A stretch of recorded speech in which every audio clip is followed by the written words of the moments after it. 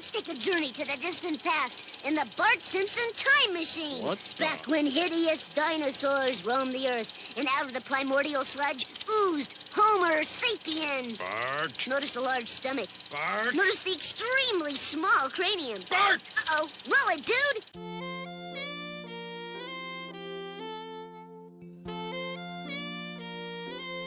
With 618 episodes, The Simpsons is the longest-running sitcom in American television history. Given the general consensus that the series' golden age ended nearly 2 decades ago, it's easy to forget just how much of a pop culture phenomenon it was upon first airing. With your glove of love. For those who don't know, The Simpsons began as a collaboration between 3 people. Cartoonist Matt Groening was famous for the underground comic strip Life in Hell, a series that explored, among other things, expression, alienation, angst, work, love, sex, and death.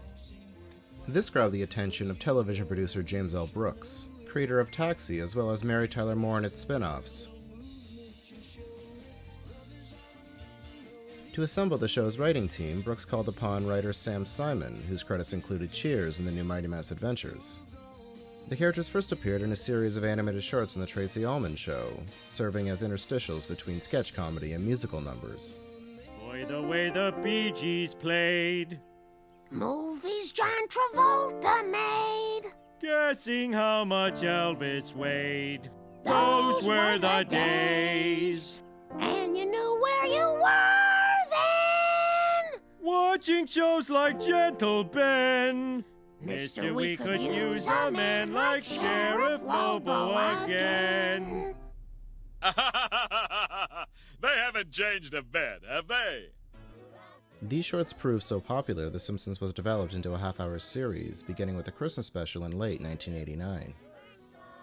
The 60s had the Cleavers, the 70s had the Bradys, and the 80s had the Huxtables. Now, introducing a television family you can finally believe in. Who are those people? The Simpsons. Don't shove Maggie. She's just a little baby. Don't hit your little sister. She's a girl. Keep your hands off him, Homer! They may look a little funny, You kissed me. Nothing wrong with a father kissing his son, I think. but they're as real as it gets. The Simpsons premieres Sunday, January 14th. Within weeks, The Simpsons were everywhere, the subject of news stories and on the cover of magazines. I must say it's strange seeing them described as hot and new on this cover of TV Guide. Now this is from the week of March 17th, 1990, and it offers a great window into the state of television at the time. In addition to a profile on the series, this issue also includes The Simpsons critiquing their contemporaries. In character, the family reviews such shows as Roseanne, Elf, Doogie Howser MD, The Wonder Years, and The Cosby Show. This was the week Life on the Fast Lane aired, the episode in which Marge is wooed by a seductive bowling instructor.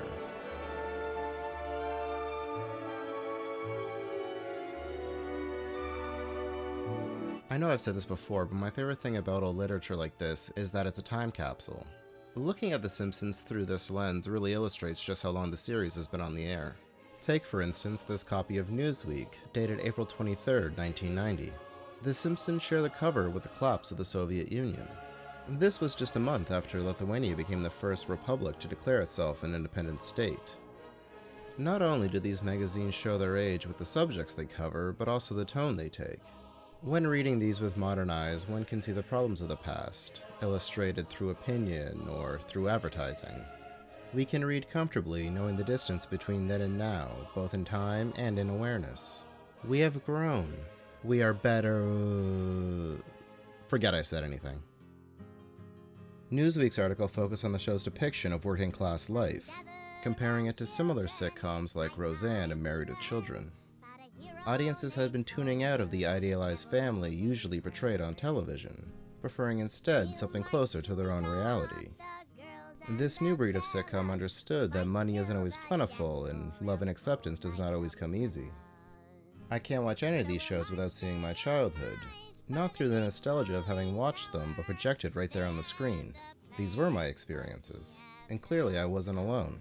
This time it is Bart's wisecracking t-shirts that are in trouble. This one has been expelled from some schools for its profanity. Another, underachiever and proud of it, has been kicked out of classes from Orange, California to Fremont, Ohio. J.C. Penney's, the biggest Simpson merchandiser, has decided not to reorder the shirts that some schools have banned.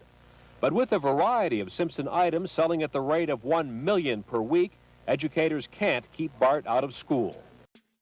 Just as George Lucas had done with Star Wars, Matt Groening kept the merchandising rights for The Simpsons. What followed was a veritable orgasm of frivolous consumerism, from branded air fresheners to an album of the characters singing blues standards.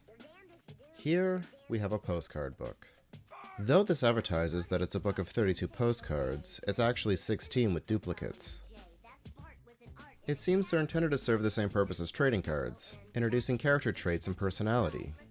Like most of the merchandise, it was rushed out to capitalize on the popularity of the series, and only had one season of material to work from.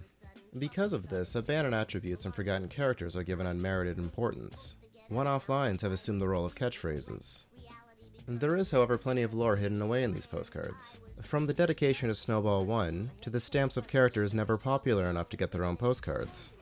And this book also seems to be a comment on the culture of collecting, with each card using a different numbering scheme, and constant encouragement to complete the hopeless task of collecting them all.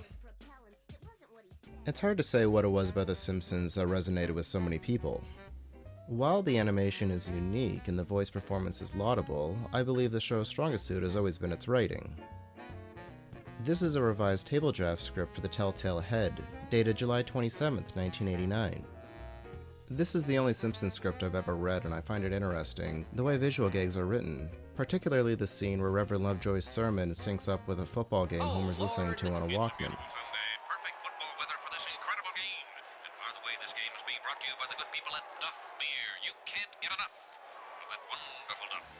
It's also interesting to see the development of characters before the show was even animated. For instance, Kearney, Dolph, and Jimbo, described here as heavy metal kids, are named, though Apu, who would go on to become much more of a prominent character, is simply Clerk.